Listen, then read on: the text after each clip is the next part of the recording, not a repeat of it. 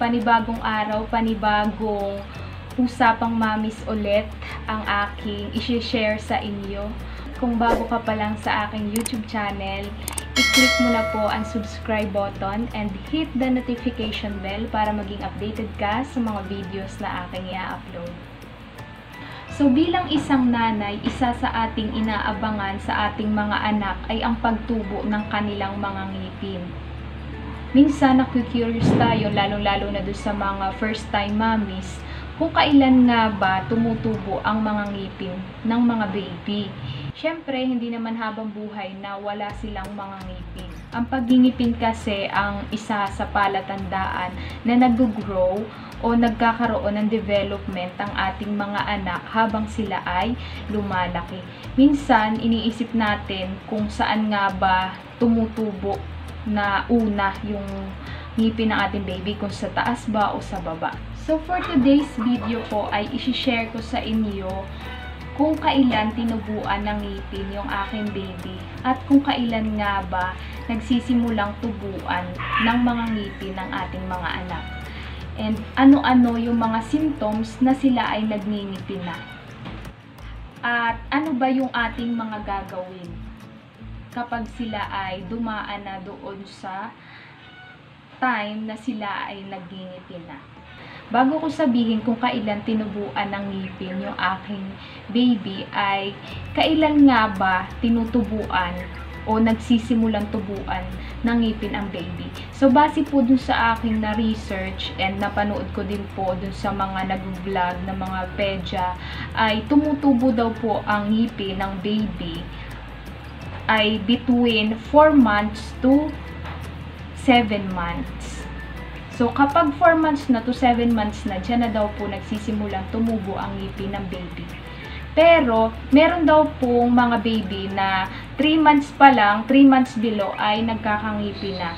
And meron nga din daw na kaanak pa lang meron na. Pero, yun naman po ay, bihira lang mangyari. And, yung pong baby ko ay wala dun sa duration na binigay nila na 4 months to 7 months kasi yung baby ko po ay nagkaroon ng ngipin o nagsimulang tumubo ang ngipin niya ay 9 months na po. At nung naman po siya ay tinubuan ng ngipin ay nagsunod-sunod na. So nagsimula doon sa taas dito, tapos dito po. And ngayon siya ay magte-10 months na sa November 14. And siya po ay mayroon ng 5 ngipin na. 5 na po. And ayun. Ano-ano nga ba yung mga symptoms na tutubuan na o magngingipin na ang inyong mga baby? So, ang una daw po ay yung paglalaway. So, kapag nakikita nyo na yung anak nyo ay masyado nang naglalaway, lagi siyang basa ang ganito, tapos yun pong hanggang liig na ay duro na ang laway, ibig sabihin po siya po ay magngingipin na. So, ano ba yung dapat nating gawin? Kailangan po, lagi po natin siyang lagyan ng bib. Para daw po, yung laway ay hindi ma-stuck po dito. Kasi once po na laging basa yung liig po ng ating mga baby, ay nagkakaroon sila ng rashes. At yun, magiging isa pa nating problema kapag siya ay nagkaroon ng rashes sa liig. So, lagi natin silang lalagyan ng bib dito sa kanilang mga liig. So, ano pa yung kasunod na symptoms? So, isa pa daw po ay yung pag-ubo. So, minsan nauubo yung ating mga baby, pero yun ay gawa lang nung laway. Yan, na-experience ko yan doon sa ko. Akala ko siya ay may ubo, pero yung pala, nasasamid lang siya doon sa kanyang laway. Kasi nga, naglalaway siya. Ayun, akala ko may ubo siya. Yun po. And, yun pong anak ko noon pong nagngipin, ay nagkaroon po talaga siya ng ubo at sipon at nilagnat. So, yun po yung ating aabangan sa ating mga baby. Pero, hindi naman po lahat ay ganun. Yung iba ay nagkakangipin na lang, hindi nilalagnat. Pero, yung baby ko po ay nilagnat. Tapos sinabayan pa po ng sipon at ubo. Yung pong ubo niya ay totoo ng ubo, hindi na po dahil sa laway. So tumagal po yung kanyang lagnat na parang 2.5 days. Nung 3 days na siya, saka lang siya naging okay. And yung ubo niya nawala din naman po.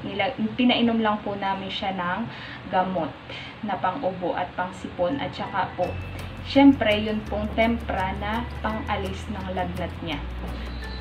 And then, ano pa po yung kasunod? So, yun pong mahilig mga gat. Ayan, kapag mahilig mga gat yung ating baby, syempre, nagigigil po yan eh.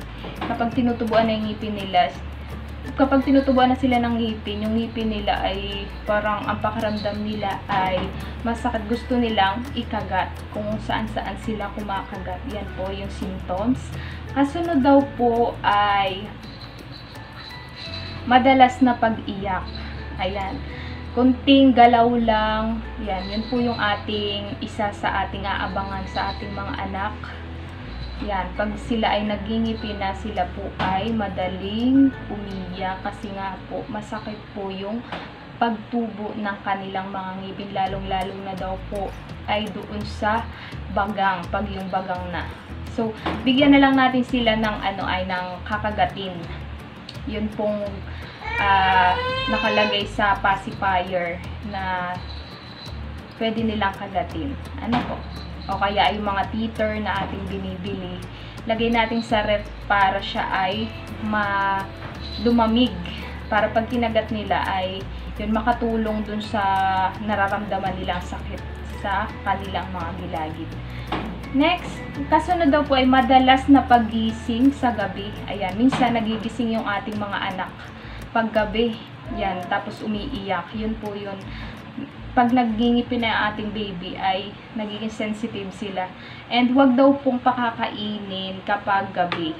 Hayaan lang natin sila. Pwede, padidihin po natin, pero wag natin silang pakainin ng solid foods paggabi kasi yun po dapat ay maano nila na kapag gabi ay tutulog lang, hindi kakain. So, yun lang po mga mami. Sana po ay makatulong po yung aking